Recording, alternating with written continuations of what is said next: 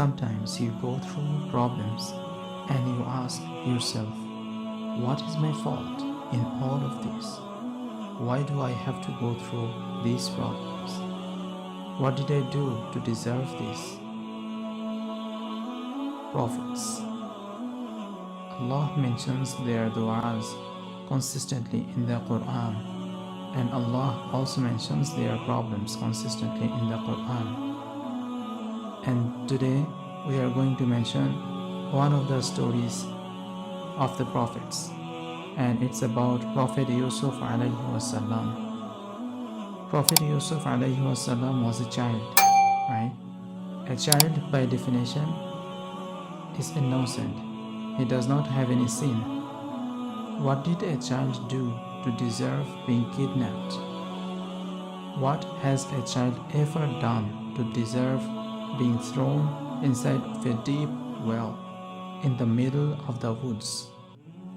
What has a child ever done to deserve being sold as a child slave in a different land? When he grows up as a young man, what did he ever do to deserve being thrown in the jail over a false accusation? And he spent many years in jail, not because of something he did. He was innocent. He went through situations in life that if anybody else went through those situations, you will say life is unfair, man. And many of us would say, how Allah did that to me? Allah did that to him. Yet Allah says in the Surah Yusuf, Allah's will always prevails.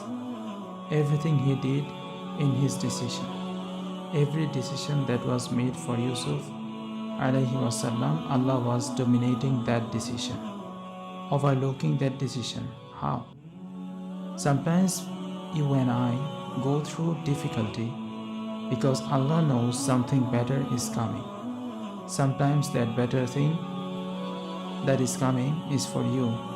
Sometimes it's for somebody else. Sometimes the benefit of your difficulty will come back to you. The return will come back to you while you are still alive.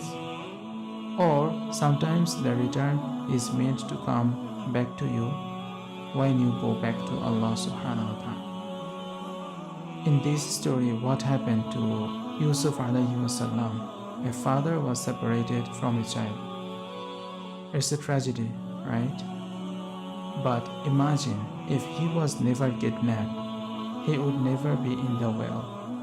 And if he was never in the well, he would never end up in Egypt.